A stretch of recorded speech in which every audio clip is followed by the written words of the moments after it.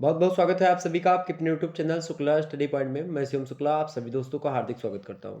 BA second semester की कक्षा में आप सभी का बहुत बहुत स्वागत है। और मध्यकालीन इतिहास के बारे में आज हम बात करेंगे। मध्यकालीन इतिहास बीए सेकंड सेमेस्टर अर्थात बीए द्वितीय सेमेस्टर में जो पूछे जाने वाले प्रश्न हैं उनके बारे में और उसके उत्तर को बताने का प्रयास इस वीडियो के माध्यम से आपको किया जाएगा। तो आप बड़े ही आसानी से गंभीरता के साथ धैर्य पूर्वक आप लोग वीडियो को अंत तक अवश्य देखिएगा, क्योंकि इस वीडियो के माध्यम से बहुत अच्छी जानकारी आपको मिलने वाली है और एग्जाम पॉइंट ऑफ व्यू से बहुत अच्छे अच्छे प्रश्न इसमें समाहित करने का प्रयास किया गया है। तो आप सभी लोग वीडियो को पहले से लाइक और चैनल पर नए सब्सक्राइब अवश्य कर दीजिएगा। एक बार फिर से मैं आप सभी का स्वागत करता हूँ। सॉल्व मॉडल पेपर होगा 2022 की परीक्षा की दृष्टि से। और एक बात यहाँ पर और आपको बताऊंगा कि पेपर 1 और पेपर 2 दोनों की दृष्टि से लेक्चर बहुत ही महत्वपूर्ण होगा। आपको बता दूं कि कुछ यूनिवर्सिटी जैसे कि जो डीडी यूनिवर्सिटी का जो पेपर चल रहा है उसमें हिस्ट्री ऑफ जो है मेडिवल इंडिया में आप देखेंगे तो 1206 से लेकर के 1526 ईस्वी तक, 1200 से 6 से लेकर के, यानी कि दिल्ली सल्तनत की शुरुआत 1206 से होती है और दिल्ली सल्तनत का जो खात्मा होता है 1526 में होता है। क्योंकि 1526 में पानीपत का प्रथम विश्व युद्ध होता है, मतलब प्रथम युद्ध होता है किसका? पानीपत का। 1526 में बाबर और इब्राहिम लोदी के बीच में होता है। यहीं से इब्राहिम लोदी को पराजित करके बाबर जो होता है ये मुगल सल्तनत की स्थापना कर देता है 1526 से। और यहीं पर आपका पेपर जो है चेंज हो जाता है, दूसरा पेपर आता है और उस पेपर में आप देखेंगे तो 1526 से लेकर के 1757 ईस्वी तक। चूंकि 1526 ईस्वी से लेकर के 1757 ईस्वी तक का जो समय काल है वो मुगल सल्तनत का काल है। ओके, तो इसमें जो चीजें हैं मुगल काल के बारे में 1526 से 1757 के बारे में आपको सेकंड पेपर में देखना है और फर्स्ट पेपर में आपको 1206 ईस्वी से लेकर के 1526 ईस्वी के कार्यकाल दिल्ली सल्तनत और मुगल कालीन शासन, इन दोनों के बारे में आपको बीए सेकंड सेमेस्टर में पढ़ना पड़ेगा, पेपर 1 और पेपर 2 को मिला करके। तो या फिर जिस यूनिवर्सिटी में एक ही पेपर होता है उसमें डायरेक्ट आप देखेंगे 1206 से लेकर के 1757 ईस्वी तक पूरा का पूरा एक ही पेपर में समाहित मिलेगा। जिसमें दो पेपर होते हैं उसमें 1206 से 1526, फिर 1526 से 1757 ईस्वी तक। ओके, ये बात ध्यान रखेंगे। तो इसलिए आपको घबराने की आवश्यकता नहीं है। डीडीयू वालों, आप लोगों के लिए बहुत ज़्यादा महत्वपूर्ण आपकी परीक्षा जो चल रही है, 40 क्वेश्चन ऑब्जेक्टिव के पूछ रहे हैं, यहीं से आएंगे। ये बात मैं एकदम से दावे के साथ बोल रहा हूँ, तो आप परेशान मत होइएगा बिल्कुल। पेपर 1 और पेपर 2 दोनों के लिए बहुत ही महत्वपूर्ण लेक्चर है। ओके, चलिए, अगर आप कहेंगे तो और भी एक आध दो वीडियो मैं देने का प्रयास करूंगा, लेकिन फिर भी आप इसी वीडियो के माध्यम से बहुत ज़्यादा जानकारी पाएंगे, क्योंकि आज ही की वीडियो में लगभग 100 से अधिक, क्या लगभग 120 के आसपास आप प्रश्नों को जानेंगे और विस्तार से हर एक प्रश्नों को जानने का प्रयास करेंगे। ओके, पहला प्रश्न आपके समक्ष क्या है? सबसे पहले ही बात है कि दिल्ली सल्तनत की शुरुआत कब से होती है? दिल्ली सल्तनत की शुरुआत कब से होती है भाई, ये बात ध्यान रखेंगे। तो दिल्ली सल्तनत की जो वास्तविक शुरुआत होती है, स्थापना बोले तो कब होती है? वो ऑप्शन पहला दिया कि दिल्ली सल्तनत की स्थापना कब हुई, तो बताइए तो कब होती है भाई? 1206 ईस्वी में होती। कब? 1206 ईस्वी में दिल्ली सल्तनत जो है उसकी स्थापना होती है। ओके, ये बात ध्यान रखेंगे। तो ये पहला प्रश्न था। अगला प्रश्न आपके समक्ष क्या है कि कुतुबुद्दीन ऐबक द्वारा सीपित राजवंश के इतिहासकारों ने कई नाम दिए, निम्न में से सर्वाधिक उपयुक्त नाम कौन सा है? तो कुतुबुद्दीन ऐबक द्वारा सीपित राजवंश के इतिहासकारों ने, मतलब कुतुबुद्दीन ऐबक के बारे में मतलब कि कई नाम दिए सीपित राजवंश के इतिहासकारों ने, तो वो बताएं कौन सा था? गुलाम वंश कहा या आरंभिक तुर्क सुल्तान कहा इसको कुतुबुद्दीन ऐबक के काल को, या फिर जो है तुर्क ममलूक या फिर इलबारी वंश? तो उसको आरंभिक तुर्क सुल्तान जो है इसके नाम से जाना गया। ऑप्शन नंबर इसका जो है खा करेक्ट होगा, यानी कि बी ऑप्शन। अगला प्रश्न आपके समक्ष है, कुतुबुद्दीन ऐबक की मृत्यु किस तरह हुई थी? कुतुबुद्दीन ऐबक जो था इसकी मृत्यु किस समय हुई, मतलब कि जो है मृत्यु किस तरह से हुई थी? बीमारी से हुई थी ऑप्शन ए, या फिर जो है युद्ध करते हुए हुई थी, या घोड़े से गिर करके आत्महत्या करी थी इसने? बताइए, कुतुबुद्दीन ऐबक जो था इसकी जो मृत्यु हुई थी वो घोड़े से गिर करके हुई थी। ऑप्शन नंबर इसका ग करेक्ट होगा, यानी कि C option is right answer. अगला प्रश्न है, यस्मिन उल खिलाफत नासरी अमीर उल मुमकिन, ये उपाधि है एक प्रकार से, और दिल्ली के किस सल्तनत या दिल्ली सल्तनत के किस सुल्तान ने ये उपाधि ग्रहण करती? कौन सी उपाधि है? यस्मिन उल खिलाफत नासरी आमिर उल मुमकिन, ये उपाधि है दिल्ली के सल्तनत, मतलब दिल्ली सल्तनत के किस सुल्तान ने उपाधि ग्रहण करी थी? अलाउद्दीन खिलजी ने, या जलालुद्दीन खिलजी ने, या बलबन ने, या फिरोज तुगलक ने? किसने करी थी? तो अलाउद्दीन खिलजी ने। ऑप्शन नंबर इसका ए करेक्ट होगा, यानी का। अगला प्रश्न देखिएगा, कुतुबुद्दीन ऐबक ने कहाँ पर अपनी राजधानी बनाई थी? बताने का प्रयास करेंगे। कुतुबुद्दीन ऐबक ने कहाँ पर अपनी राजधानी बनाई थी? दिल्ली में बनाई थी, या लाहौर में, या अजमेर में, या लखनौती में? कहाँ पर बनाई थी? तो कुतुबुद्दीन ऐबक ने लाहौर में अपनी राजधानी बनाई थी। ऑप्शन नंबर इसका खा करेक्ट होगा। अगला प्रश्न देखिएगा, अगला प्रश्न है, प्रारंभिक तुर्क या आदि तुर्क शासकों में किसे उसकी उदारता के कारण लाख बख्श कहा जाता है?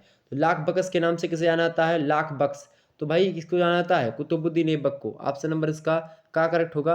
अगला प्रश्न देखिएगा, निम्न में से किसका निर्माण कुतुबुद्दीन ने नहीं करवाया? ऑप्शन है कुतुबुद्दीन इस्लाम, जो है कुतुब इस्लाम मस्जिद या कुतुब मीनार निर्माण कार्य प्रारंभ करवाया, या फिर 2.5 दिन का झोपड़ा या अलाई दरवाजा। तो भाई इनमें से बात की है, कुतुबुद्दीन ऐबक जो था उसने जो है कौन सा निर्माण नहीं करवाया था? तो अलाई दरवाजा जो है इसने निर्माण नहीं करवाया था, बाकी लगभग इसी के द्वारा निर्माण किया गया है। बाकी किसी तरीके से किया गया हो वो बात अलग की है। अगला प्रश्न आपके समक्ष है, कुतुबुद्दीन ऐबक के बाद दिल्ली की गद्दी पर कौन बैठा? कुतुबुद्दीन ऐबक के बाद दिल्ली की गद्दी पर कौन बैठा? तो आराम सा बैठा था। कौन बैठा था? आराम सा, कुछ ही दिनों के लिए बैठा था। ऑप्शन नंबर इसका ए करेक्ट होगा। अगला प्रश्न देखिएगा, इल्तुतमिश को दिल्ली का तख्त कैसे मिला? इल्तुतमिश को दिल्ली का तख्त कैसे मिला? क्योंकि ऑप्शन ए है क्योंकि वह कुतुबुद्दीन ऐबक का दामाद था, या उसने शक्ति के बल पर सत्ता अधिग्रहण किया था, या दिल्ली के तुर्क अमीरों और सैनिक अधिकारियों ने उसका चुनाव कर सुल्तान पद के लिए किया था, या लाहौर के अमीरों ने इल्तुतमिश को सुल्तान बनाया था। तो भाई इसका करेक्ट आंसर जो होगा ऑप्शन नंबर सी होगा, यानी गा वाला, कि दिल्ली के तुर्क जो अमीर होते थे पहले और जो सैनिक अधिकारी थे उन लोगों ने चुनाव किया और इसको सुल्तान बनाया था, चूंकि ये योग्य भी था। ओके, इल्तुतमिश। ओके, आराम सा के बाद में आप देखेंगे। अगला बस आप देखेंगे यहाँ पर है, सुल्तान चुने जाने के मतलब चुने जाने के समय इल्तुतमिश को भारत में मुस्लिम प्रभुसत्ता का वास्तविक संस्थापक माना। किसने माना था? सुल्तान चुने जाने के बाद इल्तुतमिश को भारत में मुस्लिम प्रभुसत्ता का वास्तविक संस्थापक किसने माना था? लखनौती ने, बदायूं ने, सिंध ने, या फिर जालोर? बताइए। सॉरी, सुल्तान चुने जाने के बाद इल्तुतमिश को भारत में मुस्लिम प्रभुसत्ता का वास्तविक संस्थापक माना जाता है। कहाँ पर? तो बदायूं। ऑप्शन नंबर इसका क्या करेक्ट होगा? खा, बदायूं। अगला प्रश्न आप देखिएगा, अगला प्रश्न आपके समक्ष दिया हुआ है। अगला प्रश्न देखिएगा, आप सभी लोग एक बार वीडियो को लाइक और शेयर अवश्य कर दीजिए, जितने भी लोग देख रहे हैं। चलिए आगे बढ़ते हैं अगले प्रश्न की ओर। अगला प्रश्न देखिएगा, अगला प्रश्न देखिएगा, आपकी एग्जाम पॉइंट ऑफ व्यू से बहुत ज़्यादा महत्वपूर्ण है। ओके, अच्छा, रजिया सुल्तान जो थी वो क्या थी भाई? रजिया सुल्तान जो थी वो एक प्रकार से दिल्ली सल्तनत पर बैठने वाली प्रथम महिला शासिका थी। एग्जाम से पूछेगा तो आप बता दीजिएगा। ओके, ये बात ध्यान रखेंगे। और रजिया सुल्तान ने जो है गैर तुर्कों को अधिक महत्व देना एक प्रकार से कहीं ना कहीं पे ये जो है किया था। रजिया सुल्तान के पतन का कारण यही था कि वो जो है गैर तुर्कों को अधिक महत्व देती थी, इसीलिए उसका पतन हुआ। ये बात ध्यान रखेंगे। आपसे पूछेगा कि मध्यकालीन दिल्ली की प्रथम महिला शासिका कौन थी? तो वो रजिया सुल्तान ही थी। ओके, ये बात ध्यान रखेंगे। ये बात क्लियर हो गई। अच्छा, रजिया सुल्तान के बाद दिल्ली सल्तनत के तख्त पर बैठने वाले सुल्तान कौन कौन से हैं? जैसे कि अब बताना चाहूँ अगर मैं, तो उसके बाद में नसीरुद्दीन महमूद बैठता है। फिर उसके बाद में क्या होता है, जो है अलाउद्दीन जो है मसूद शाह बैठता है। फिर उसके बाद में जो सॉरी, पहले आपका कौन बैठता है भाई? पहले बैठता है रजिया सुल्तान के बाद में कौन बैठता है? बहराम शाह। ओके, कौन बैठता है? बहराम शाह बैठता है। फिर उस बहराम शाह के बाद में जो है अलाउद्दीन मसूद शाह बैठता है। फिर उसके बाद में नसीरुद्दीन महमूद बैठता है, और उसके बाद में जो बलबन होता है वो बैठता है। ओके, ये बात ध्यान रखेंगे। ओके, क्लियर होगी बातें। आइए हम आगे बढ़ते हैं और मुद्दों को हम समझने का प्रयास करते हैं। चलिए आगे देखते हैं और भी मुद्दों को हम समझने का प्रयास करते हैं। आपसे पूछेगा कि बलबन के जो बलबनी वंश था, बलबन के द्वारा चलाया गया, उसका अंतिम शासक कौन था? तो उसका अंतिम शासक कौन था? कैमूर्स था। ये बात भी ध्यान रखेंगे, एग्जाम पॉइंट ऑफ व्यू से इंपॉर्टेंट है। दिल्ली में जो तुगलक वंश था, आप देखेंगे तुगलक वंश, लोदी वंश, और इसके अलावा आप देखेंगे गुलाम वंश। सबसे पहले गुलाम वंश, तुगलक वंश, लोदी वंश, सैयद वंश, ये सब था। तो ये बताइए कि तुगलक वंश जो था उसका संस्थापक कौन था? तो गयासुद्दीन तुगलक था, ये तुगलक वंश का संस्थापक था। ओके, गयासुद्दीन तुगलक ने ही तुगलकाबाद की नींव रखी थी। ये बात भी ध्यान रखेंगे। तो आपसे पूछेगा तुगलकाबाद की नींव किसने रखी थी? तो गयासुद्दीन तुगलक ने ही रखी थी। देखिए अगला प्रश्न आपके समक्ष है, दिल्ली सल्तनत के किस सुल्तान को अंतर विरोधों का विस्मयकारी मिश्रण कहा गया है? बताने का प्रयास करें फटाफट से। दिल्ली सल्तनत के किस सुल्तान को अंतर विरोधों का विस्मयकारी मिश्रण कहा गया है? ऑप्शन है दिया मोहम्मद जो तुगलक यानी मोहम्मद बिन तुगलक, अगला है गियासुद्दीन तुगलक, अगला है अलाउद्दीन खिलजी, और आपका दिया है बलबन। करेक्ट आंसर क्या होगा? तो भाई दिल्ली का महमूद जो तुगलक था यानी मोहम्मद तुगलक था, मोहम्मद बिन तुगलक, उसको अंतर विरोधों का या विस्मयकारी मिश्रण या अंतर विरोधों का विस्मयकारी मिश्रण जो है माना जाता है। तो इस सुल्तान को, इसको मोहम्मद बिन तुगलक को, चूंकि ये जो था बहुत पढ़ा लिखा था, इब्न बतूता इसके समय में भारत आया था और वो भी बहुत पढ़ा लिखा था, इसीलिए आप देखेंगे कि इब्न बतूता से ही बातचीत करता था ये, और इससे मतलब कि ये बहुत आगे तक सोचता था। कौन? मोहम्मद बिन तुगलक। पढ़ा लिखा था ज़्यादा, मतलब ठीक ठाक था पढ़ा लिखा, उस समय में दूरदृष्टि थी इसके पास। अगला प्रश्न, 1333 ईस्वी में अफ्रीकी यात्री इब्न बतूता के भारत आगमन के समय दिल्ली में किस सुल्तान का शासक था? अलाउद्दीन खिलजी का, गयासुद्दीन तुगलक का, मोहम्मद बिन तुगलक का, इनमें से कोई नहीं। तो किसका था भाई? जब ये आया था अफ्रीकी यात्री इब्न बतूता 1333 में, तो उस समय मोहम्मद बिन तुगलक जो था वो शासन पर कर रहा था। ऑप्शन नंबर इसका ग करेक्ट होगा।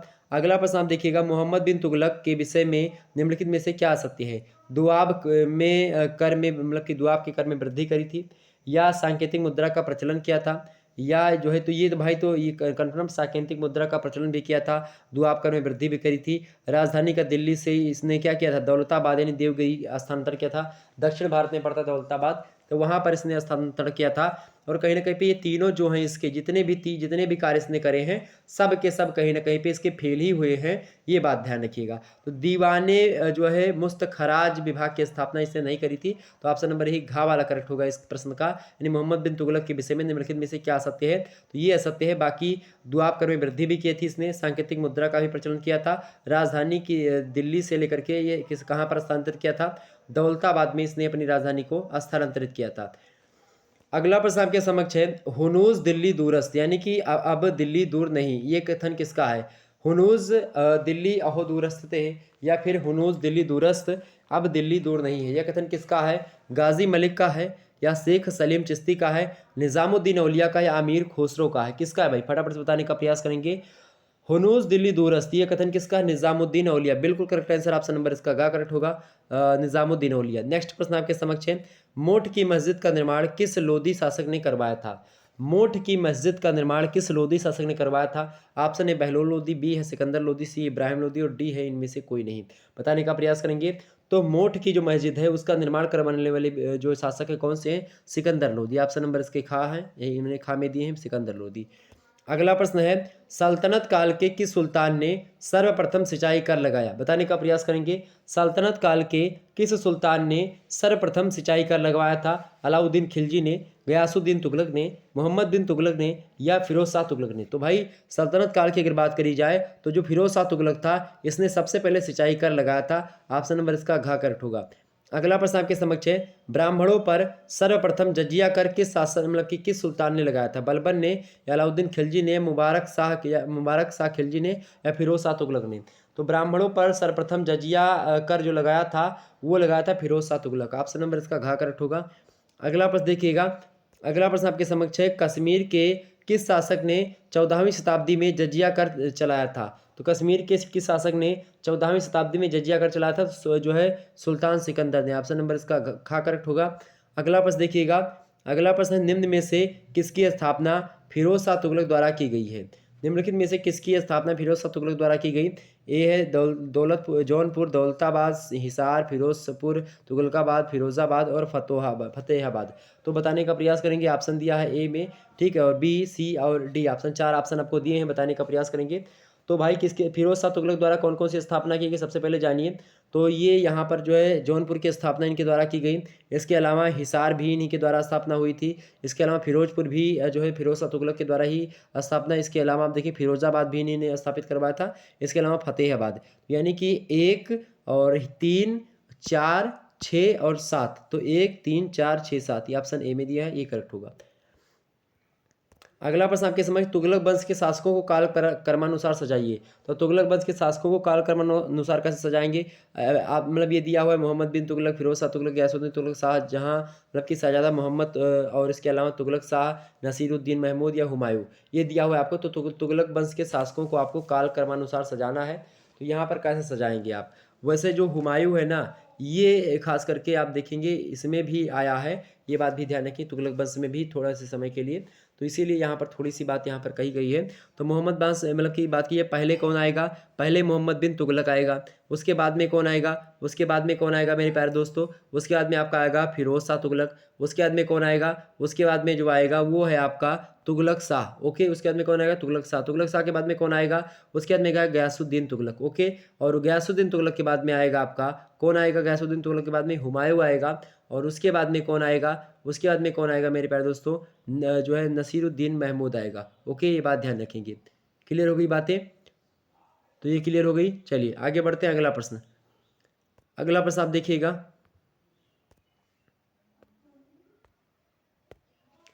अगला प्रश्न आप देखिए सभी लोग।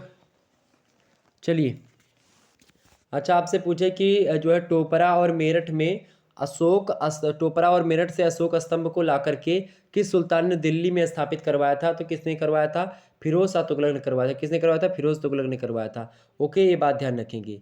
ये बात क्लियर हुई। अगर आपसे पूछेगा कि मकबरा निर्माण शैली का जन्मदाता किसे माना जाता है, मकबरा निर्माण जो शैली है उसका जन्मदाता किसे माना जाता है, तो वो इल्तुतमिश को, किसको? इल्तुतमिश को माना जाता है। आपसे पूछे एग्जाम्स में कि सिराजे हिंद या पूर्व का सिराज, सिराजे हिंद या पूर्व का सिराज किस राज्य को या फिर मतलब किस राज्य को कहा जाता है भारत के? तो जौनपुर को जो है सिराजे हिंद या पूर्व का सिराज कहा जाता है। किसको? जौनपुर को। ओके, जौनपुर आपको पता ही है ना, जौनपुर तो ये जो है पूर्वांचल विश्वविद्यालय उसी में, तो इसीलिए पूर्व का सिराज आप समझ सकते हो ना, विश्वविद्यालय ही स्थित है उसमें। तो ये सब क्लियर हो गई आपकी बातें। आगे बढ़ते हैं, अगला प्रश्न। अगला प्रश्न आपके समक्ष है, सल्तनत काल का प्रथम मकबरा किसे माना जाता है? सल्तनत काल का प्रथम मकबरा किसे माना जाता है भाई? सल्तनत काल का प्रथम मकबरा किसे माना जाता है? तो बताइए। नसीरुद्दीन का मकबरा, सुल्तान गढ़ी का जो मकबरा है इसे माना था। ऑप्शन नंबर का में दिया है। अगला प्रश्न आप देखिएगा, अगला प्रश्न आपके समक्ष आ चुका है मेरे भाई। अगला प्रश्न है कि तुगलक काल की किस इमारत को धर्मनिरपेक्ष इमारत कहा जाता है? गयासुद्दीन के मकबरे को, या शेख निज़ामुद्दीन औलिया के मकबरे को, या बारह खंभा भवन को, या फिर इन सभी को? बताने का प्रयास करेंगे सभी लोग। तो तुगलक काल की जो इमारत है जिसको हम धर्मनिरपेक्ष इमारत कहते हैं वो है बारह खंभा भवन। ओके, ऑप्शन नंबर इसका गा करेक्ट होगा, बारह खंभा भवन जो है वही।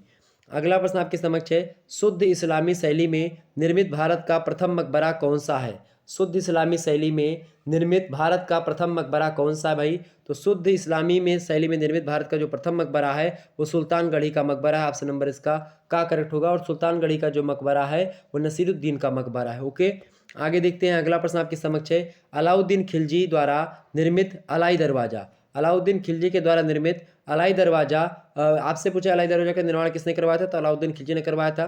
तो अलाउद्दीन खिलजी द्वारा निर्मित अलाई दरवाजा को किस इतिहासकार ने इस्लामी स्थापत्य कला के खजाने का सबसे सुंदर हीरा कहा? बताने का प्रयत्न, मोस्ट इंपोर्टेंट प्रश्न है। तो अलाउद्दीन खिलजी द्वारा निर्मित अलाई दरवाजा को किस इतिहासकार ने इस्लामी स्थापत्य कला के खजाने का सबसे सुंदर हीरा कहा था? पर्सी ब्राउन ने, या मार्शल ने, स्मिथ ने, या फिर ईश्वरी प्रसाद ने? किसने कहा था? फटाफट से बताने का प्रयास करेंगे जितने भी लोग देख रहे हैं। चलिए, इसको किसने कहा था? मार्शल महोदय ने कहा था। ऑप्शन नंबर इसका खा करेक्ट होगा, इस इतिहासकार है मार्शल। ओके, अगला प्रश्न है, भारत में प्रथम पूर्ण इस्लामी परंपरा के अंतर्गत निर्मित जमात खां मस्जिद का निर्माण किस सुल्तान ने करवाया था? बताने का प्रयास करेंगे।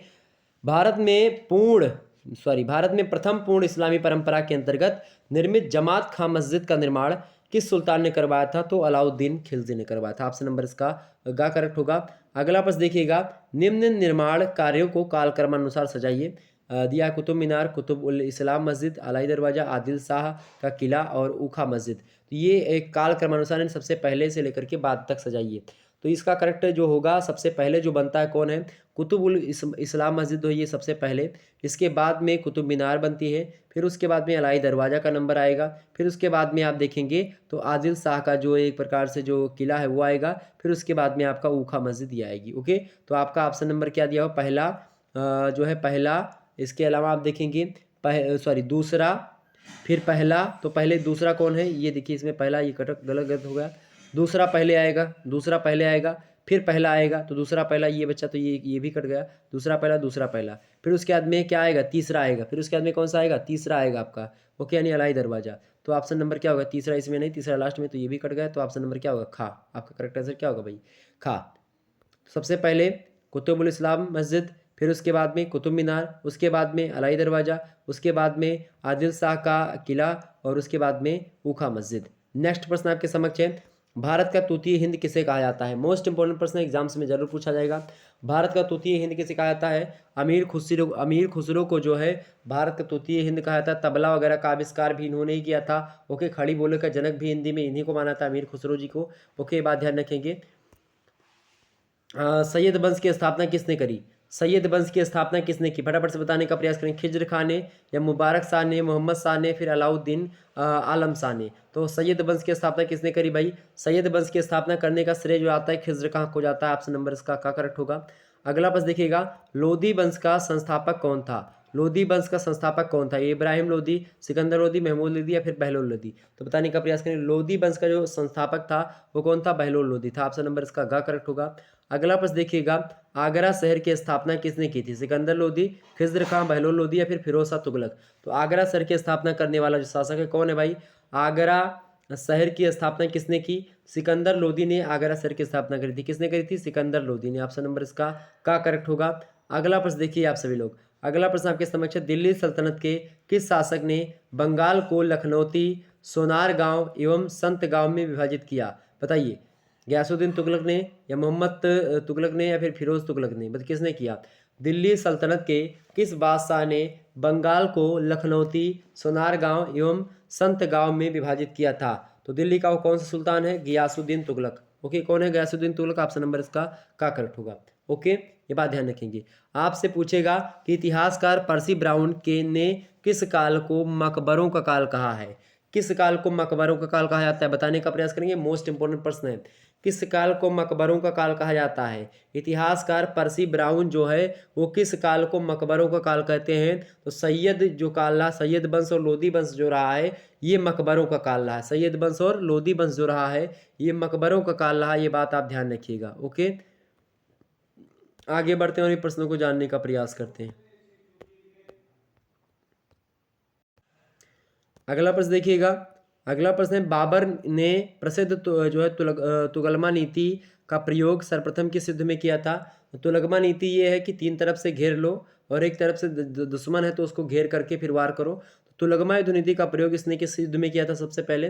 तो इसने किया था सबसे पहले पानीपत का जो प्रथम युद्ध लड़ा था इब्राहिम लोदी के साथ। मात्र 25,000 की सेना थी इसके पास और जो है इसने आक्रमण किया था, जो है 1 लाख के आसपास सेना थी इब्राहिम लोदी के पास। लेकिन क्या बोलते हैं कि घर के अगर भेदी है तो एक प्रकार से कुछ भी हो सकता है। तो खास करके वही हुआ और पानीपत का प्रथम युद्ध जो है बाबर विजयी होता है। यहीं से जो है मुगल वंश की स्थापना हो जाती है और जो है लोदी वंश यानी लोदी डायनेस्टी जो है समाप्त होती है। दिल्ली सल्तनत का पतन हो जाता है। ओके, 1526 ईस्वी थी। अगला प्रश्न आपके समक्ष है, किस युद्ध में बाबर ने जिहाद का नारा दिया, तगमा नामक जो है कर को समाप्त किया और युद्ध को जीतने के बाद गाजी की उपाधि धारण करी? बताने का प्रयास करेंगे। किस युद्ध में बाबर ने जिहाद का नारा दिया, तमगा नामक कर को भी समाप्त कर दिया और युद्ध को जीतने के बाद गाजी की उपाधि धारण करी? कौन सा युद्ध था? तो बिल्कुल खानवा का युद्ध, खानवा के युद्ध में। ओके, 1526 पानी पिया फिर खाना खाया उसके बाद में। तो बताइए भाई फटाफट से, खानवा का युद्ध, पानीपत का युद्ध हुआ था 1526, खानवा का युद्ध 1527 में हुआ था। तो इसी खानवा के युद्ध में, इसी खानवा के युद्ध में क्या हुआ था? इसी खानवा के युद्ध में जो है बाबर ने जिहाद का नारा दिया, तमगा नामक कर को भी समाप्त कर दिया और युद्ध को जीतने के बाद गाजी की उपाधि भी धारण करी थी। किसने? बाबर ने, खानवा के युद्ध में जीतने के बाद। अगला प्रश्न देखिएगा, अगला प्रश्न आपके समक्ष है, मुंबई यान नामक पद्य शैली के जन्मदाता बाबर ने अपनी आत्मकथा तुझके बाबरी किस भाषा में लिखी है? मुंबई यान नामक पद्य शैली के जन्मदाता बाबर ने अपनी आत्मकथा तुझके बाबरी किस भाषा में लिखी? फारसी भाषा में, तुर्की भाषा में या अरबी भाषा में, तुर्की भाषा में? तो ये देखिए 2 बार तुर्की है तो ऑप्शन तुर्की लगाइएगा। ऑप्शन नंबर खा या गा, दोनों में से कोई एक। अगला प्रश्न आपके समक्ष 30 नंबर प्रश्न सॉरी अगला प्रश्न आपके समक्ष क्या है कि 30 दिसंबर 1530 को हुमायूं का राज्याभिषेक कहाँ पर किया गया? तो आपसे पूछेगा हुमायूं का राज्याभिषेक कब किया गया? तो 30 दिसंबर 1530 ईस्वी को। और राज्याभिषेक कहाँ पर किया गया था? आगरा में, दिल्ली में, काबुल में या लाहौर में? तो भाई कहाँ पर हुआ था? आगरा में हुआ था। ऑप्शन नंबर इसका का करेक्ट होगा। अगला प्रश्न देखिएगा, मुगल साम्राज्य का कौन सा शासक था जो 2 बार गद्दी पर बैठा? मुगल साम्राज्य का, एग्जाम पॉइंट से बढ़िया प्रश्न है, मुगल साम्राज्य का कौन सा शासक था जो 2 बार गद्दी पर बैठा था? अकबर था या हुमायूं था या बाबर था या जहांगीर था? तो भाई हुमायूं ही था। इसके बारे में कहा था कि हुमायूं जो है ये जो है एक प्रकार से जीवन भर लड़खड़ाता रहा और अंत में जब इसकी मरने की बारी आई तो सीढ़ियों से भी लड़खड़ाते हुए गिरते हुए इसकी मृत्यु हो गई थी। अगला प्रश्न आपके समक्ष है, हुमायूं और शेर खां के मध्य लड़े गए युद्धों में कौन सा युद्ध निर्णायक था? चुनारगढ़ का युद्ध या बिलग्राम का युद्ध या चौसा का युद्ध या भच्छीवाड़ा का युद्ध? बताने का प्रयास करेंगे। तो हुमायूं और शेर खां के मध्य लड़े गए युद्धों में जो निर्णायक युद्ध था वो था चौसा का युद्ध। कौन सा युद्ध था? चौसा का युद्ध। ऑप्शन नंबर इसका ग करेक्ट होगा। अगला प्रश्न आपके समक्ष है, 1533 ईस्वी में दिल्ली में किसने दीन पनाह नगर की स्थापना करी? 1533 ईस्वी में दिल्ली में किसने दीन पनाह नगर की स्थापना करी थी? बाबर ने, शेर खान ने, या फिर अकबर ने, या हुमायूं ने? तो किसने करी थी? 1533 ईस्वी में दिल्ली में किसने दीन पनाह नगर की स्थापना करी थी? तो वो किसने करी थी? हुमायूं ने। ऑप्शन नंबर इसका घ करेक्ट होगा। अगला प्रश्न आपके समक्ष है, हुमायूं द्वारा लड़े गए युद्धों को काल क्रमानुसार सजाइए। आपको दिया दोहरिया का युद्ध, चुनार किले का युद्ध, और कलिंजर विजय, या बिलग्राम का युद्ध, और चौसा का युद्ध। ये 5 युद्ध दिए गए हैं जो कि हुमायूं के द्वारा लड़े गए हैं। अब इनको एक कालक्रम सजाना है कि नहीं, कि पहले कौन सा लड़ा, उसके बाद में कौन सा, फिर उसके बाद में कौन सा युद्ध इसने लड़ा, हुमायूं ने। तो इसका करेक्ट आंसर आपको का, खा, गा इस प्रकार से दिया गया घा में। तो इसमें से कौन सा ऑप्शन करेक्ट होगा? तो भाई सबसे पहले अगर बात की है तो युद्ध में से कौन सा लड़ा था हुमायूं ने? इसमें सबसे पहला युद्ध लड़ा उसने वो कलिंजर का जो है कलिंजर विजय करी थी इसने। ठीक है, तो ऑप्शन नंबर इसका जो है 3 जिसमें जिसमें हो देख लीजिए। तो 3 एक तो इसमें है और एक इसमें है। ठीक, तो दोनों में से कोई एक सही होगा। ये 2 तो पहले कट गए। ओके, अब और हम छांटते हैं और भी आगे अगर देखे जाए इसके बाद में कौन सा युद्ध लड़ा था, तो इसमें दोहरिया का युद्ध, कलिंजर युद्ध के बाद में दोहरिया का युद्ध लड़ा था। दोहरिया का युद्ध यानी कि एक ऑप्शन किसमें है? 3 के बाद में एक, 3 के बाद में एक इसमें भी, 3 के बाद एक इसमें भी। तो ये यहाँ तक तो सही बिल्कुल भी। अब इसके बाद में क्लियर हो जाएगा क्योंकि यहाँ पर 2 है, यहाँ पर 5 है। तो भाई देखिए 2 में क्या है, 5 में चुनार किले का जो है चुनार किले का पहला घेरा। तो इसके बाद में हाँ कलिंजर विजय, उसके अंदर दोहरिया का युद्ध, उसके अंदर चुनार किले का जो है पहला घेरा। ये भी जो है ये युद्ध था इसका। तो ये इसके बाद में लड़ा, तीसरा नंबर पर ही आता। तो ये आपका 2 वाला जो नंबर होगा वही करेक्ट होगा, 2 नंबर। ओके, तो 3 जो है ये 5 वाला गलत हो गया। तो करेक्ट आंसर क्या होगा? ऑप्शन नंबर खा, 3, 1, 2, 5। यानी पहले कौन सा युद्ध लड़ा? पहले लड़ा आपका कलिंजर विजय, उसके बाद में दोहरिया का युद्ध, उसके बाद में चुनार किले का पहला घेरा किया, उसके बाद में जो है चौसा का युद्ध लड़ा गया, उसके बाद में फिर जो है बिलग्राम का युद्ध लड़ा गया। ओके, तो ये ऑप्शन नंबर इसका खा करेक्ट होगा। अगला प्रश्न देखिएगा। अगला प्रश्न आपके समक्ष है, दूसरी बार हुमायूं ने दिल्ली के तख्त को 1555 ईस्वी में किस शासक से छीना था? बताएं। दूसरी बार हुमायूं ने दिल्ली के तख्त को 1555 ईस्वी में किस शासक से छीना था? इस्लाम शाह से छीना था, या मोहम्मद आदिल शाह से छीना था, या इब्राहिम शाह से, या फिर सिकंदर शाह से? किससे छीना था? किसने? हुमायूं ने 1555 ईस्वी में दिल्ली के तख्त को दोबारा किससे छीना था? तो सिकंदर शाह से छीना था। ऑप्शन नंबर घ। ओके, अगला प्रश्न देखिएगा। अगला प्रश्न आपके समक्ष है कि किस युद्ध को जीतने के बाद शेर शाह ने दिल्ली के अफगान सत्ता की स्थापना की थी? बताएं, किस युद्ध को जीतने के बाद में शेर शाह ने दिल्ली में अफगान सत्ता की स्थापना करी थी? तो कौन सा युद्ध था भाई? कौन सा युद्ध था वो था चौसा का युद्ध। ओके, चौसा का युद्ध था। ओके, ये बात ध्यान रखेंगे, जो कि निर्णायक युद्ध सिद्ध हुआ था। और भी एग्जाम से अगर पूछे आपसे कि इब्राहिम लोदी और बाबर के मध्य पानीपत का प्रथम युद्ध कब हुआ था, तो आप जानते ही हैं 21 अप्रैल 1526 कब हुआ था? 1526, 21 अप्रैल 1526 को हुआ था। ओके, ये बात ध्यान रखेंगे। पानीपत का जो प्रथम युद्ध हुआ था वो 1526 ईस्वी में हुआ था। ओके, खानवा का युद्ध 1527 ईस्वी में हुआ था। किसके किसके बीच में हुआ था? बाबर और राणा सांगा के बीच में खानवा का युद्ध होता है। ओके, ये बात ध्यान रखेंगे। आगे बढ़ा जाए, आगे बढ़ा जाए, चलिए। अच्छा ये बताइए, शेरशाह की किस विजय को उसके चरित्र का धब्बा माना जाता है? फिर या शेरशाह की कौन सी ऐसी विजय जिससे कारण से उसके चरित्र पर धब्बा लग गया था? बाकी सारी विजय उसकी अच्छी थी, लेकिन जो रायसेन की विजय थी वो उसके विजय पर धब्बा थी, क्योंकि उसने जो है धोखे से कहा कि बाहर निकल आओ दोनों जो है वीरों से अपने किले से, और दोनों लोग विश्वास करके और कुरान की भी कसम खाई थी कि बाहर निकलोगी मैं कुछ नहीं करूँगा, लेकिन फिर भी ये क्या कर देता है, मार देता है। तो कहीं ना कहीं पे ये उसके कलंक मतलब कि धब्बा है उसके पूरे के पूरे जीवन पर। किसके? शेरशाह के। ओके, ये बात ध्यान रखेंगे। आगे बढ़ा जाए, चलिए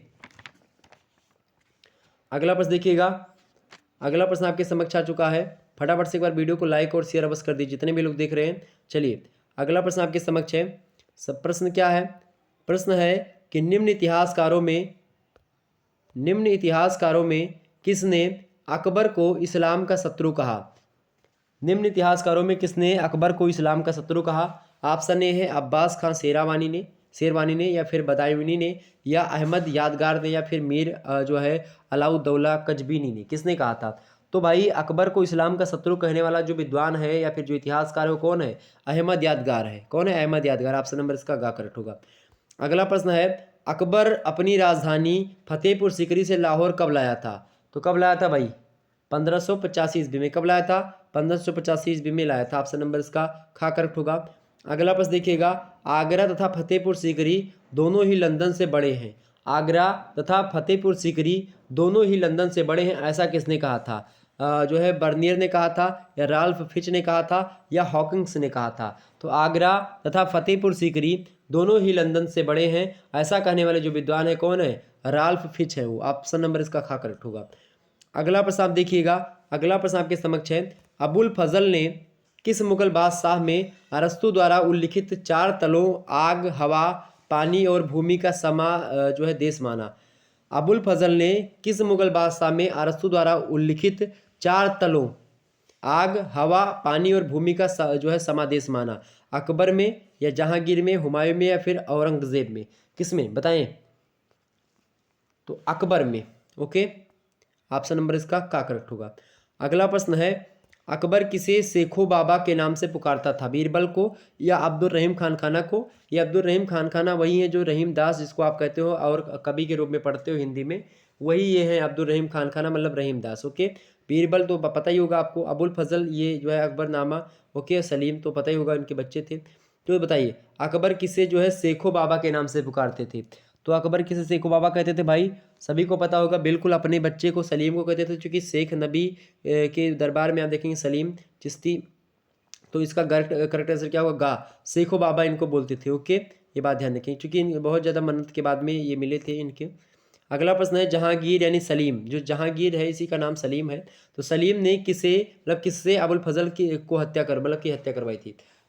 जहांगीर ने किससे अबुल फजल की मतलब कि किससे अबुल फजल की हत्या करवाई थी? वीर सिंह देव से, या महावत खां से, खुर्रम से, या मान सिंह से? तो भाई जो है किससे करवाई थी? जो ये था जहांगीर, वो किससे हत्या करवाया था अबुल फजल की? तो वीर सिंह देव से करवाई थी। ऑप्शन नंबर इसका का करेक्ट होगा। अगला प्रश्न आपके समक्ष है, जहांगीर का राज्याभिषेक 13 नवंबर 1605 ईस्वी को मतलब नूरुद्दीन मोहम्मद जहांगीर याद शाह गाजी की उपाधि के साथ कहाँ पर किया गया? तो आपसे अगर एग्जाम में पूछेगा प्रश्न कि जहांगीर का राज्याभिषेक कब हुआ? 13 नवंबर 1605 ईस्वी को, और किस उपाधि से गद्दी पर बैठा? तो जो है नीरुद्दीन मोहम्मद जहांगीर याद शाह गाजी की उपाधि के साथ बैठा। और कहाँ पर इसका राज्याभिषेक हुआ था? लाहौर में, फतेहपुर सीकरी में, आगरा में, फिर दिल्ली में? तो जहांगीर का जो राज्याभिषेक हुआ था वो कहाँ पर हुआ था? आगरा में हुआ था। ऑप्शन नंबर इसका खा करेक्ट होगा। अगला प्रश्न आप देखिएगा, अगला प्रश्न आपके समक्ष है कि जहांगीर ने किस सिख गुरु को खुसरो की सहायता करने के आरोप में फांसी दे दिया था? प्रश्न क्या है कि जहांगीर ने किस सिख गुरु को खुसरो की सहायता करने के आरोप में फांसी दे दिया था? गुरु तेग बहादुर को, गुरु हरगोविंद को, या गुरु अर्जुन देव को, या फिर इनमें से कोई नहीं? तो भाई जहांगीर ने गुरु अर्जुन देव जी को जो है जो किसी गुरु थे खुसरो की सहायता करने के आरोप में इनको फांसी दी थी। ऑप्शन नंबर इसका गा करेक्ट होगा। अगला प्रश्न देखिएगा, किस मुगल सम्राट ने न्याय की जंजीर लगवाई थी? तो भाई किसने लगवाई थी न्याय की जंजीर? एग्जाम पॉइंट ऑफ व्यू से बहुत ज़्यादा महत्वपूर्ण प्रश्न है, एग्जाम्स में आएगा। किस मुगल सम्राट ने न्याय की जंजीर लगवाई थी? अकबर ने, शाहजहां ने, औरंगजेब ने, या जहांगीर ने? तो भाई किसने लगवाई थी? तो जो है अकबर का जो लड़का था यानी कि जहांगीर, उसने लगवाई थी। तो जंजीर किसने लगवाई थी न्याय की? कौन लगवाई थी? जहांगीर ने लगवाई थी। ऑप्शन नंबर इसका घा करेक्ट होगा। अगला प्रश्न देखिएगा, जहांगीर की पत्नी नूरजहां द्वारा निर्मित नूरजहां गुट का निम्न में से कौन सदस्य नहीं था? जहांगीर की पत्नी के द्वारा निर्मित एक जो है गठन था, मतलब कि एक गुट था जिसका नाम था नूरजहां गुट। इसका कौन सा सदस्य, इनमें से कौन सा सदस्य उनमें से नहीं है? मतलब कि असमत बेगम, या जो है एतमादुद्दौला, या आसफ खां, या फिर महावत खां? तो इनमें से कौन सा सदस्य ऐसा है जो कि नूरजहां गुट का सदस्य नहीं था? तो महावत खां जो था वही नहीं था। ऑप्शन नंबर इसका घा करेक्ट होगा। अगला प्रश्न आप देखिएगा, जहांगीर की सर्वाधिक जो है महत्वपूर्ण सामरिक कल्पना मतलब सफलता निम्न में से कौन सी थी? जहांगीर की सर्वाधिक महत्वपूर्ण सामरिक सफलता कौन सी थी? अहमदनगर की विजय, या बीजापुर की विजय, या मेवाड़ पर विजय, या फिर ये सभी विजय जो थी इसकी महत्वपूर्ण थी? तो भाई बताने का प्रयास करेंगे। तो जहांगीर की सभी जो विजय थी ये सब सामरिक सफलता की दृष्टि से महत्वपूर्ण थी। ऑप्शन नंबर इसका घा करेक्ट होगा। अगला प्रश्न देखिएगा, अंग्रेज दूत जो कैप्टन हॉकिंग्स एवं सर टॉमस जो थे, सर टॉमस रो, वो किस मुगल बादशाह के दरबार में आए थे? अंग्रेज दूत कैप्टन हॉकिंस एवं सर टॉमस रो किस मुगल बादशाह के दरबार मतलब कि किस मुगल बादशाह के दरबार में आए थे भारत में? तो किसके आए थे भाई? तो ये जहांगीर के शासनकाल में आए थे। ओके, जहांगीर के शासनकाल। ऑप्शन नंबर इसका का करेक्ट होगा। ओके, ये बात क्लियर हो गई। एग्जाम पॉइंट ऑफ व्यू से जो है महत्वपूर्ण प्रश्न है। ओके, बात ध्यान रखिएगा। आपसे पूछेगा कि हल्दी घाटी का प्रसिद्ध युद्ध जो हुआ था वो कब हुआ था? तो वो हुआ था 18 जून 1576 ईस्वी को। कब हुआ था? 1576 ईस्वी को, 18 जून 1576 ईस्वी को। ओके, ये बात ध्यान रखेंगे। अकबर का जन्म कहाँ पर हुआ था? तो अमरकोट में हुआ था। ओके, कब हुआ था? 1542 में हुआ था। ओके, ये बात ध्यान रखेंगे। अच्छा बताइए, प्रथम राजपूत शासक जिसने स्वेच्छापूर्वक अकबर की अधीनता को स्वीकार कर लिया था, कौन था वो? मारवाड़ नरेश चंद्रसेन थे, या चित्तौड़ नरेश उदय सिंह थे, या जैसलमेर के नरेश जो है हर्राय थे, या फिर आमेर नरेश भारमल थे? तो कौन थे भाई? प्रथम राजपूत शासक जो था वो था आमेर नरेश। आमेर का जो है नरेश था यानी राजा था। कौन था वो था भारमल। तो भारमल ने सबसे पहले स्वेच्छापूर्वक अकबर की अधीनता स्वीकार करी थी। ओके, ये बात ध्यान रखेंगे। अच्छा, आपसे पूछेगा कि पानीपत का द्वितीय युद्ध जो हुआ था वो जो है कब हुआ था? तो 5 नवंबर 1556 ईस्वी को हुआ था। ओके, ये बात ध्यान रखेंगे। आगे बढ़ा जाए अगले प्रश्न की ओर। अगला प्रश्न आपका इंतजार कर रहा होगा। चलिए, अच्छा पूछेगा कि अकबर ने हिंदुओं पर जजिया नामक कर को समाप्त कर दिया था, कब किया था? तो 1564 ईस्वी में किया था। ओके, ये बात ध्यान रखेंगे। और पूछेगा कि धर्म के क्षेत्र में जो है सुलह कुल की नीति को अपनाने वाला पहला शासक कौन सा था? तो यही अकबर था। ओके, ये बात ध्यान रखेंगे। और भी एग्जाम से आपसे प्रश्न पूछ सकता है। जैसे आपसे पूछेगा कि जहांगीर को जन्म देने वाली कौन थी? तो मरियम उज़ ज़मानी जो थी, उनसे जो है जहांगीर पैदा हुए थे। ओके, ये बात ध्यान रखेंगे। बढ़िया एग्जाम पॉइंट ऑफ व्यू से। और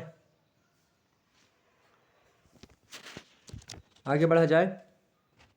चलिए फिर अगला प्रश्न आपके समक्ष आ चुका है। देखिए, अगला प्रश्न है कि किस शासक का शासनकाल सबसे कम था? किस शासक का शासनकाल सबसे कम था? ऑप्शन है रफ़ी जो है उद दरजात, या रफ़ी उद दौला, या जहांदार शाह, या फिर बहादुर शाह? बताएं, तो किस शासक का शासनकाल सबसे कम था? तो रफ़ी उद दरजात ऑप्शन का में दिया है, यही करेक्ट आंसर होगा। ओके, अगला प्रश्न देखिए आप सभी लोग। अगला प्रश्न आपके समक्ष है, शाहजहां द्वितीय जो था उसकी उपाधि किसने धारण करी थी? शाहजहां द्वितीय की उपाधि किसने धारण करी? रफ़ीदुद्दरजाद ने, जो है रोशन अख्तर ने, या फिर रफ़ीउद्दौला ने, या फिर फर्रुख शेर ने? तो शाहजहां द्वितीय की उपाधि जो धारण करी थी किसने? रफ़ीउद्दौला ने करी थी। किसने? रफ़ीउद्दौला ने। ऑप्शन नंबर इसका गा करेक्ट होगा। अगला प्रश्न आप देखिएगा। अगला प्रश्न आपके समक्ष है, सैयद बंधुओं का अंत किसके समय में हुआ था? सैयद बंधुओं का जो अंत हुआ था किसके समय काल में हुआ था? किसके शासनकाल में हुआ था? मोहम्मद शाह के, अहमद शाह के, फर्रुख शेर के, इनमें से कोई नहीं। तो भाई मोहम्मद शाह जो था, सैयद बंधुओं का जो अंत हुआ था ये मोहम्मद शाह के समय काल में होता। ऑप्शन नंबर इसका करेक्ट होगा।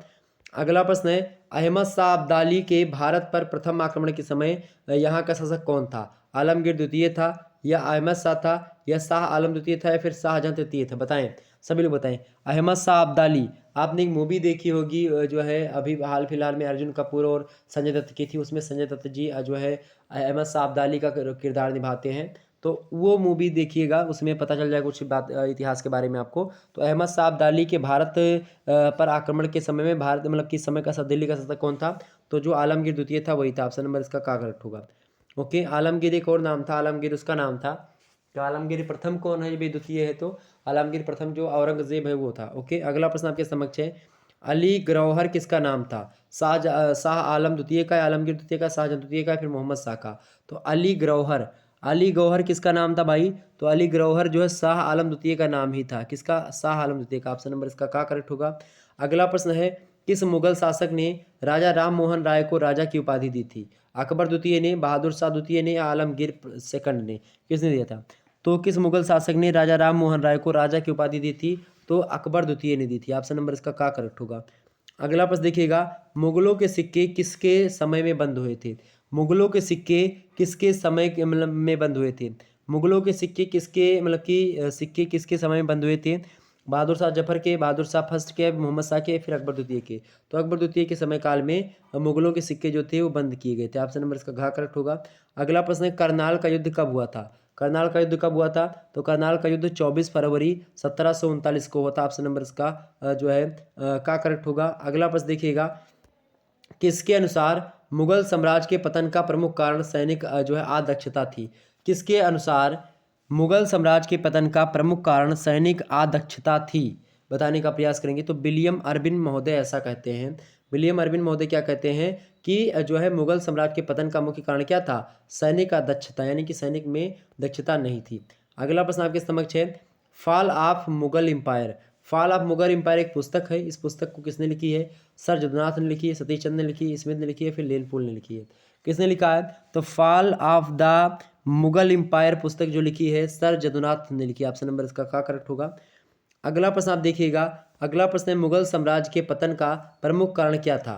अयोग्य उत्तराधिकारी, या शैक्षिक अदक्षता, सैनिक अदक्षता, या मराठा का उत्थान, या फिर आर्थिक दिवालापन? बताने का प्रयास करेंगे। तो भाई अगर इसका करेक्ट आंसर देखा जाए, मुगल साम्राज्य के पतन का प्रमुख कारण जो था, अगर यहाँ पर पूछा जाएगा आपका, अगर यहाँ पर पूछा जाएगा तो प्रमुख, लेकिन अगर पूछा जाएगा कि जो है विलियम अर्बिन के अनुसार तो सैनिक अदक्षता थी, लेकिन अगर यहाँ पर पूछा जाएगा कि प्रमुख कारण क्या था मुगल साम्राज्य के पतन का, तो यहाँ पर क्या थे? अयोग्य उत्तराधिकारी थे। मुगल जो है शासक क्या थे? अयोग्य उत्तराधिकारी थे। हालांकि सैनिक अदक्षता, आर्थिक दिवालापन और मराठा का उत्थान, ये तीनों बहुत ही महत्वपूर्ण है, लेकिन इनमें सबसे ज़्यादा महत्वपूर्ण ये है कि ये लोग अयोग्य उत्तराधिकारी थे, मतलब कि कोई शासन चलाने वाला ठीक तरीके से नहीं था। ये सबसे बड़ी बात भी हो सकती है निकल करके।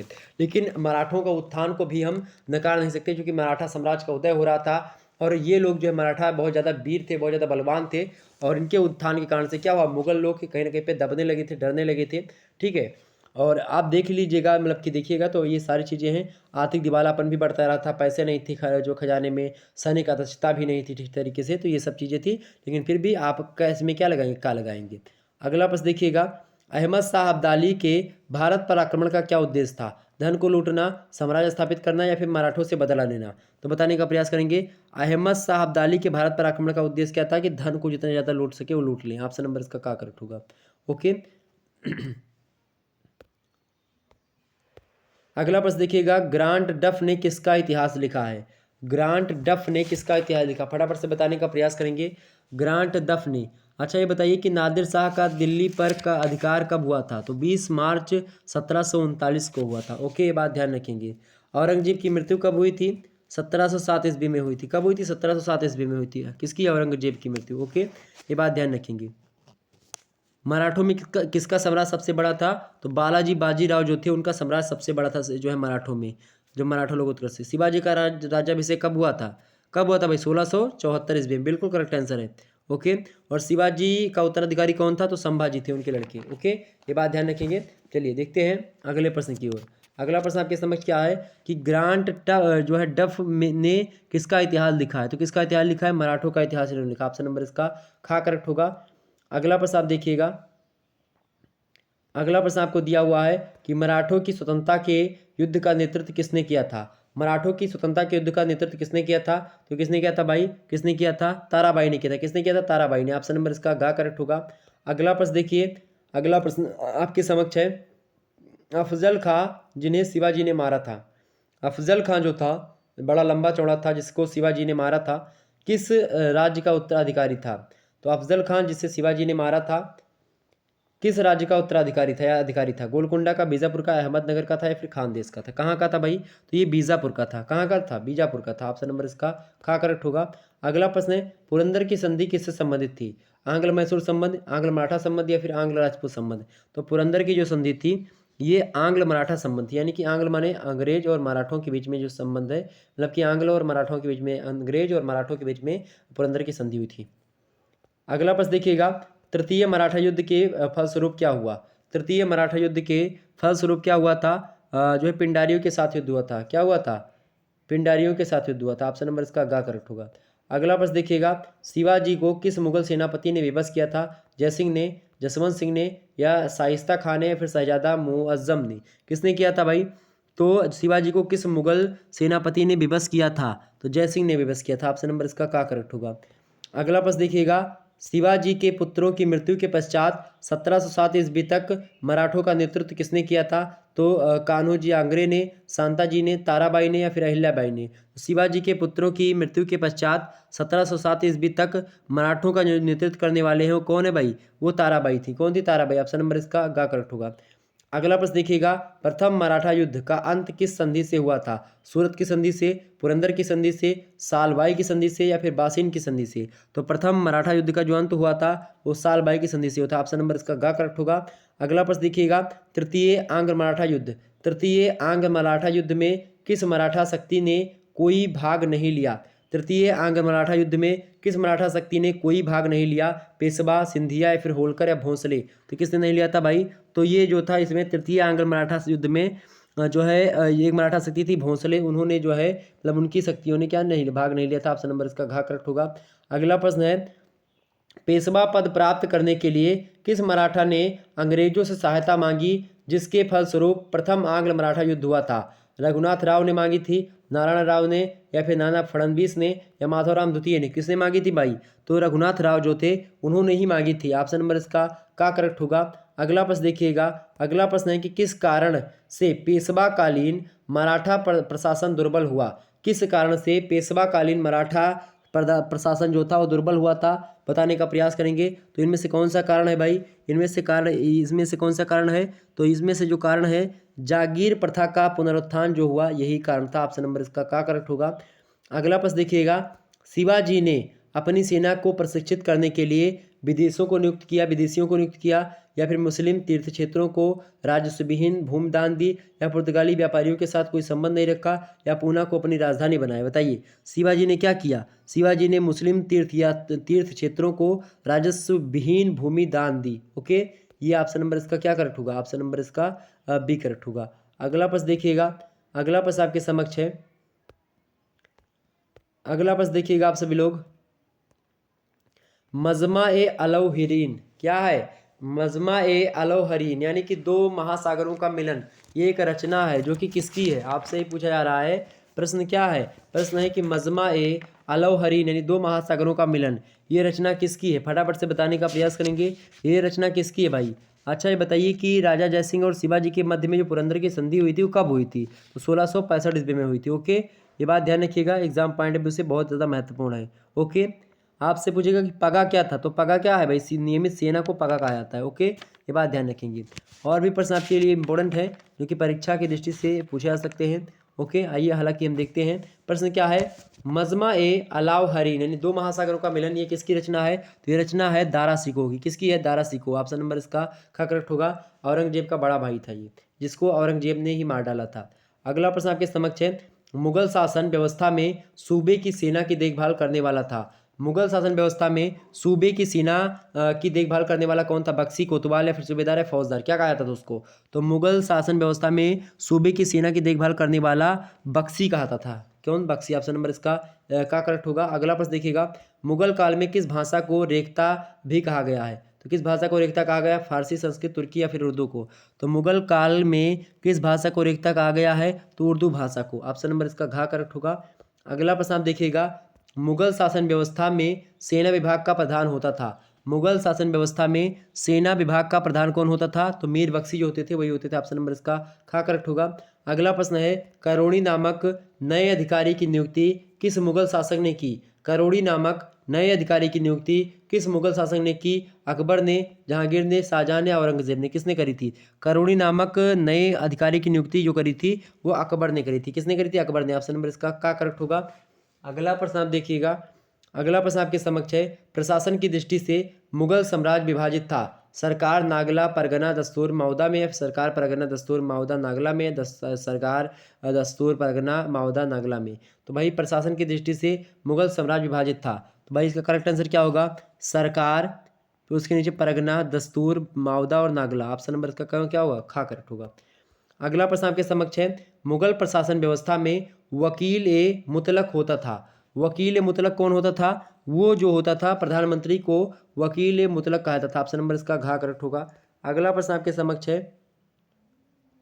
अगला प्रश्न है, अकबर की जाति एवं आईने दहसाला प्रणाली का जन्मदाता तोडरमल अकबर से पूर्व किस शासक के अधीन कार्यरत रहता था? बाबर, हुमायूं, या शेरशाह? तो बताने का प्रयास करेंगे। अकबर की जाति एवं आईने दहसाला प्रणाली का जन्मदाता टोडरमल जो था वो अकबर से पहले किस शासक के अधीन कार्य करता था? तो शेरशाह के। ऑप्शन नंबर इसका गा करेक्ट होगा। अगला प्रश्न देखिएगा। अगला प्रश्न आपके समक्ष दिया हुआ है कि दक्षिण में आईने दहसाला एवं जास्ती प्रणाली की शुरुआत जहांगीर के समय किसने करी थी? तोडरमल, मुर्शिद कुली खां, या फिर खुर्रम, या फिर महावत खां? किसने करी थी? फटाफट से बताने का प्रयास करेंगे। तो जो है दक्षिण में आईने दहसाला एवं जास्ती प्रणाली की जो शुरुआत करी थी, जास्ती प्रणाली की शुरुआत जो करी थी वो जहांगीर के समय में जो करी थी उसने किसने करी थी? मुर्शीद कुली खां ने करी थी। अकबर के समय में आप देखेंगे तो उससे पहले टोडरमल जो थे अकबर के समय काल में ये मतलब कि करे थे टोडरमल ने अकबर के समय काल में।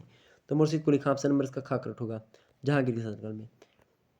अगला प्रश्न है मुस्लिम शासन के दौरान दिल्ली के सिंहासन पर अधिकार करने वाला एकमात्र हिंदू कौन था? बताने का प्रयास करेंगे। मुस्लिम शासन के दौरान दिल्ली के सिंहासन पर अधिकार करने वाला एकमात्र हिंदू कौन था? वो कौन था? हेमू था। कौन था? हेमू। ऑप्शन नंबर इसका ग करेक्ट था। जो है हेमू जो था उसने जो है युद्ध लड़ा था। ठीक है। और बाद में क्या होता है कि अकबर से भी पराजित होता है और लेकिन फिर भी इसने मतलब कि मुगल शासन के दौरान दिल्ली के सिंहासन पर अधिकार करने वाला ये मात्र एक हिंदू शासक था। कौन? हेमू। अगला प्रश्न आपके समक्ष है आना सिक्के का प्रचलन किस मुगल सम्राट ने करवाया था? आना सिक्के का प्रचलन किस मुगल सम्राट ने करवाया था? तो शाहजहां ने करवाया था। ऑप्शन नंबर इसका खा करेक्ट होगा। अगला प्रश्न है किस मुगल शासक ने शराब और भांग पर प्रतिबंध लगाया था? मोस्ट इंपॉर्टेंट प्रश्न है किस मुगल शासक ने शराब और भांग पर प्रतिबंध लगवाया था? औरंगजेब ने लगवाया था। किसने लगवाया था शराब और भांग पर प्रतिबंध? औरंगजेब ने। ऑप्शन नंबर इसका गा करेक्ट होगा। आइए और भी देखते हैं अगले प्रश्न को। अगला प्रश्न आपके समक्ष है सत्तारा संप्रदाय की स्थापना कब हुई? फटाफट से बताने का प्रयास करेंगे। सत्तारा संप्रदाय की स्थापना कब हुई थी? सत्तारा संप्रदाय की स्थापना कब हुई थी? सत्तारा संप्रदाय की स्थापना बिल्कुल 1415 ईस्वी में हुई थी। ऑप्शन नंबर इसका खा करेक्ट होगा। अगला प्रश्न सत्तारा संप्रदाय की स्थापना किसने करी थी? किसने करी थी? सत्तारा संप्रदाय की स्थापना किसने करी थी? तो अब्दुल सत्तार ने। किसने करी थी? अब्दुल सत्तार ने। ऑप्शन नंबर इसका खा करेक्ट होगा सॉरी का करेक्ट होगा। ऑप्शन नंबर इसका अब्दुल सत्तार। अगला प्रश्न है उत्तरी भारत में भक्ति आंदोलन के प्रणेता थे। उत्तरी भारत में भक्ति आंदोलन के प्रणेता कौन थे भाई? गुरु नानक, रामानुजाचार्य या रामानंद या फिर नामदेव? बताइए। तो उत्तरी भारत में भक्ति आंदोलन के जो प्रणेता थे वो कौन थे? वो रामानंद जी हैं। ऑप्शन नंबर इसका खा करेक्ट होगा। अगला प्रश्न आपके समक्ष है दक्षिण भारत में भक्ति आंदोलन के प्रणेता कौन है? दक्षिण भारत की अगर बात की जाए भक्ति आंदोलन के प्रणेता की, दक्षिण भारत में भक्ति आंदोलन के प्रवक्ता है रामानुजाचार्य जी। ऑप्शन नंबर इसका गा करेक्ट होगा। अगला प्रश्न देखिएगा निम्न में से कौन दक्षिण भारत से संबंध रखते थे? निम्नलिखित में से कौन दक्षिण भारत से संबंध रखते हैं? निम्बाकाचार्य या फिर नानक या चैतन्य महाप्रभु या कबीर? तो इनमें से कौन ऐसे हैं जो कि दक्षिण भारत से संबंध रखते हैं? तो निम्बाकाचार्य जो है ये हैं दक्षिण भारत से संबंध रखने वाले। ऑप्शन नंबर इसका क्या करेक्ट होगा। अगला प्रश्न है वल्लभाचार्य का जन्म किस प्रदेश में हुआ था? वल्लभाचार्य गुरु जो है ये जो है सूरदास जी के शिष्य मतलब कि सूरदास जी के गुरु हैं, ये बात ध्यान रखेंगे। और विट्ठलनाथ जो है इनके लड़के हैं जो जिन्होंने अष्टछाप के कवियों का संग्रह किया था कृष्ण भक्त के। ओके, तो वल्लभाचार्य का जन्म किस प्रदेश में हुआ था? कहाँ पर हुआ था वल्लभाचार्य जी का जन्म? तो ये हुआ था जो है आंध्र प्रदेश में। ओके, ऑप्शन नंबर इसका खा करेक्ट होगा। ओके, आगे बढ़ते हैं। अगला प्रश्न आपके समक्ष भक्ति आंदोलन के कारण थे अभ्युदय की खोज, हिंदू धर्म के दोष या फिर समन्वय की भावना? तो अभ्युदय की खोज के कारण भी भक्ति आंदोलन प्रारंभ हुआ। हिंदू धर्म में जो दोष थे उनको खत्म करने के लिए भी मतलब भक्ति आंदोलन का प्रारंभ हुआ और समन्वय की भावना को रखने के लिए भी।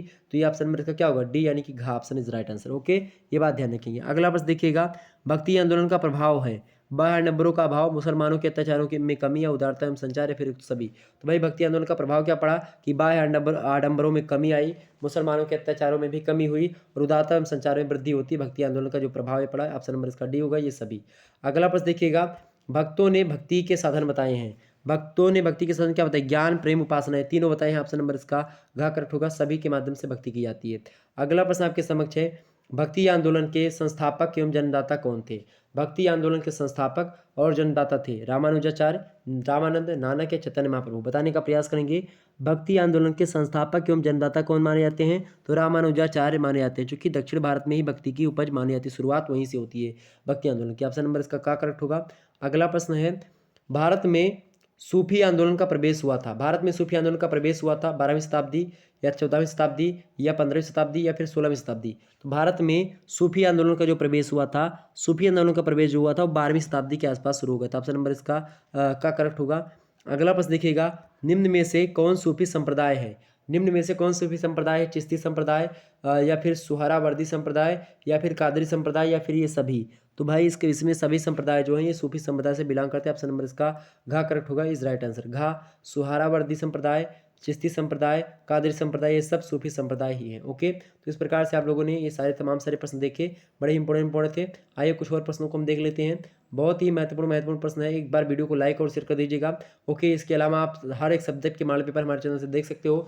जल्द ही आपके और भी सब्जेक्ट की वीडियो आती रहेंगी। ओके, संस्कृत का बचा हुआ है उसको मैं दे दूंगा। इसके अलावा प्राचीन जो है इतिहास का है उसको मैं दे दूंगा, परेशान मत होइएगा उसके लिए। इसके अलावा और भी जो सब्जेक्ट हैं आपके उसको भी देने का प्रयास करूंगा, सोशियोलॉजी, और इसके अलावा हिंदी साहित्य का भी बचा हुआ है। हिंदी साहित्य के पेपर थोड़ा सा लेट में था, इसलिए मैंने सोचा कि अभी आपको थोड़ा सा ब्रेक करके देंगे, लेकिन फिर भी मैं हिंदी साहित्य के 3-4 जो है मॉडल पेपर दे दूंगा लगातार, ताकि आपको कोई दिक्कत ना हो, सारे के सारे प्रश्न आपके जो है आ जाएं। ओके, ये बात ध्यान रखेंगे, हिंदी साहित्य का जल्दी आपको मॉडल पेपर दिया जाएगा, परेशान मत होइए उसके लिए। और एग्जाम पॉइंट ऑफ व्यू से बहुत ही ज़्यादा महत्वपूर्ण हर एक प्रश्नों को बताने का प्रयास करता हूँ, ताकि आपको कोई दिक्कत ना हो। ओके, चलिए प्रश्न क्या है कि किस संधि से छत्रपति ने पेशवा को पूर्ण अधिकार दिया था? बेसिन की संधि, या सालबाई की संधि, या संगोला की संधि, या पुरंदर की संधि? तो किस संधि से छत्रपति ने पेशवा को पूर्ण अधिकार दिया था? तो कौन सी संधि थी? तो वो संधि थी संगोला की संधि। ऑप्शन नंबर इसका कौन सा करेक्ट होगा? घ वाला।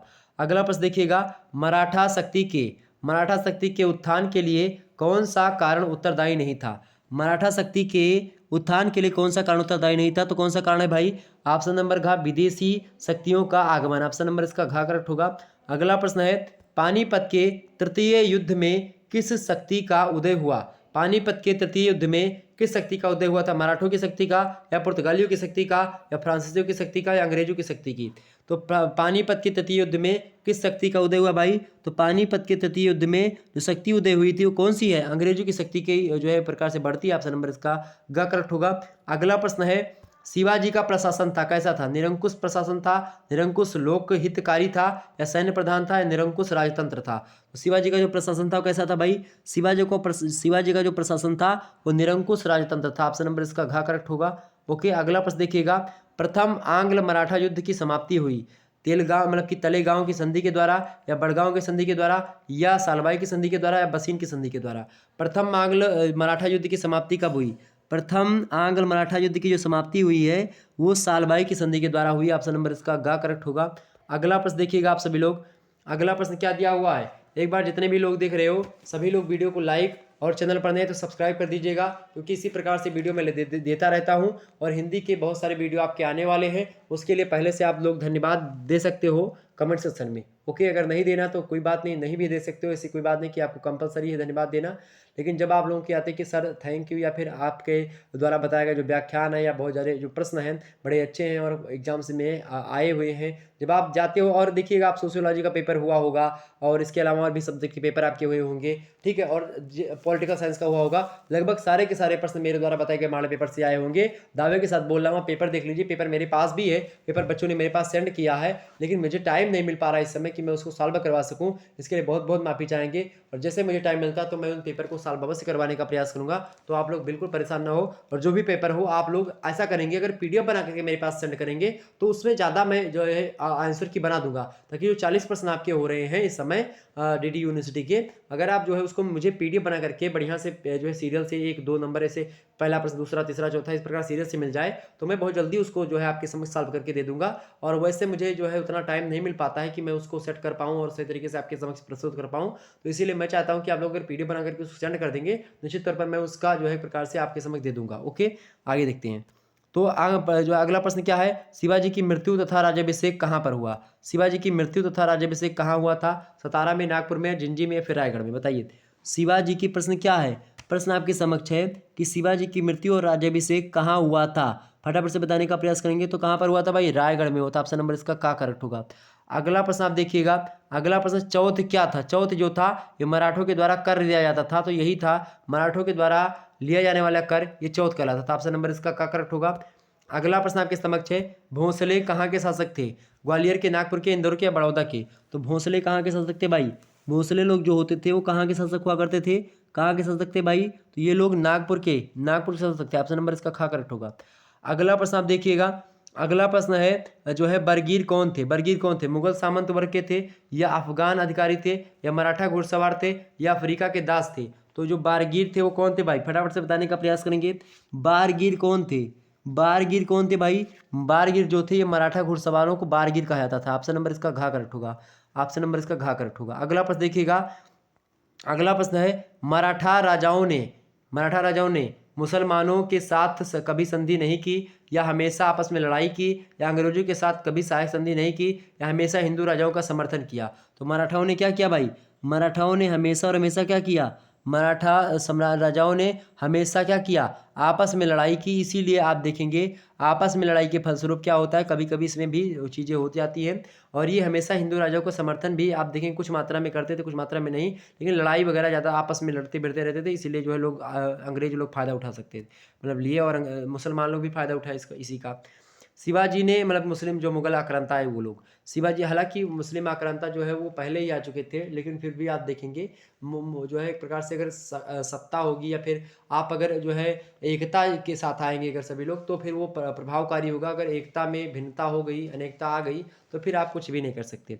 शिवाजी ने क्या किया, जागीर प्रथा का अंत किया, जमींदारों के द्वारा भू राजस्व संग्रह किया, फिर अपनी सेना में यूरोपियों की नियुक्ति करी, या पुर्तगालियों से कोई संबंध नहीं रखा। शिवाजी ने क्या किया भाई, शिवाजी ने क्या किया, फटाफट से बताने का प्रयास करेंगे। शिवाजी ने जागीर प्रथा का क्या किया था, अंत किया था। शिवाजी ने जागीर प्रथा का अंत किया। ऑप्शन नंबर इसका क्या करेक्ट होगा।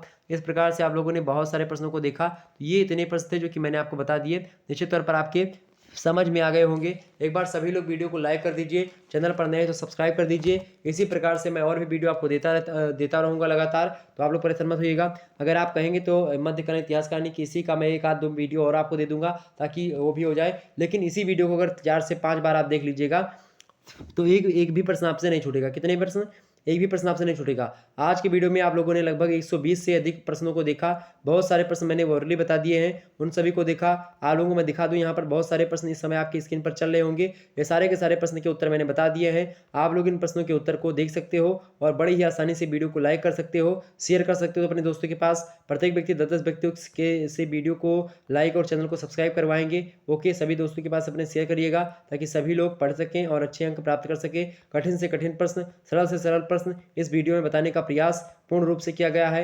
ऐसे प्रश्नों को इसमें समाहित किया गया है जो कि आपकी परीक्षा की दृष्टि से बहुत ज़्यादा महत्वपूर्ण है। आप किसी भी यूनिवर्सिटी से हैं, आप डीडीयू से हैं, आप डॉक्टर राम मनोहर लोहिया से हैं, आप सीसीएसयू से हैं, या आप जो है कानपुर विश्वविद्यालय से हैं, आप जो सिद्धार्थनगर विश्वविद्यालय से हैं, आप जो है इलाहाबाद विश्वविद्यालय से हैं, लखनऊ विश्वविद्यालय से हैं, या पूर्वांचल विश्वविद्यालय से हैं, या एक महात्मा गांधी काशी विद्यापीठ से हैं, या इसी प्रकार से किसी विश्वविद्यालय से हैं आप, जो भी है विश्वविद्यालय, किसी विश्वविद्यालय से हैं आप, तो ये लेक्चर आप लोगों के लिए बहुत ही महत्वपूर्ण होगा। आपके सभी का सिलेबस लगभग सेम ही है, लगभग क्या सभी का सिलेबस सेम ही है। हिस्ट्री ऑफ इंडिया, यानी कि आपको जो है मध्यकालीन भारत का इतिहास पढ़ना है। 1206 ईस्वी से लेकर के 1757 ईस्वी तक के समय काल को विस्तार से आपको यहाँ पर पढ़ लेना है। ओके, ये बात ध्यान रखेंगे। तो यही पढ़ना है, इसके बारे में मैंने आपको विस्तार से समझा ही दिया। कोई दिक्कत की बात अब नहीं होनी चाहिए। एक भी प्रश्न आपके एग्जाम्स में नहीं छूटेंगे, ये बात ध्यान रखिएगा। तो आप सभी दोस्तों के पास वीडियो को शेयर कर दीजिएगा, और बता दीजिए शुक्ला डी पॉइंट अब लगातार आप लोगों के साथ मेहनत कर रहा है। ओके, चलिए मिलते हैं नेक्स्ट वीडियो, तब तक के लिए जय हिंद जय भारत, धन्यवाद।